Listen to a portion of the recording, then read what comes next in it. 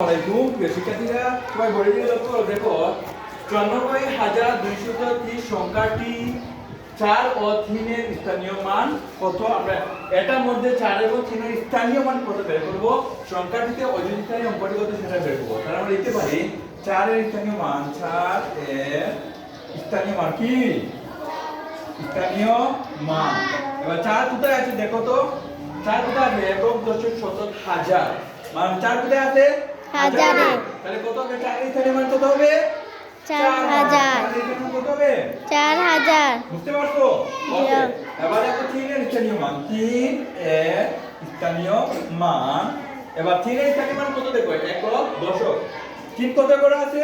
10 দশকে করে। তাহলে 3 এর স্থানীয় মান কত হবে? 3 দশে 30। হ্যাঁ, 3.3। এই তো শেষ হয়ে গিয়েছে। ঠিক আছে?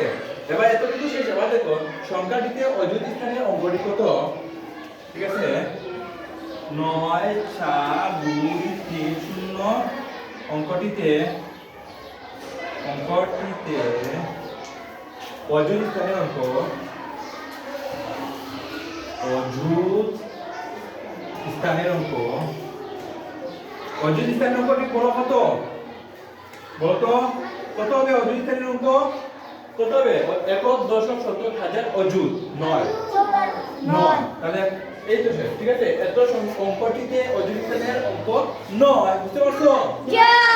কত অঙ্কটিতে কত সংখ্যাটিতে সংখ্যা হবে বা অঙ্ক, হ্যাঁ সংখ্যা দিলে হবে। হ্যাঁ, এত সংখ্যাটিতে অযুত স্থানের অঙ্ক 9। বুঝতে পারছো? ওকে। যদি বুঝে থাকো তাহলে তোমাদেরকে ধন্যবাদ।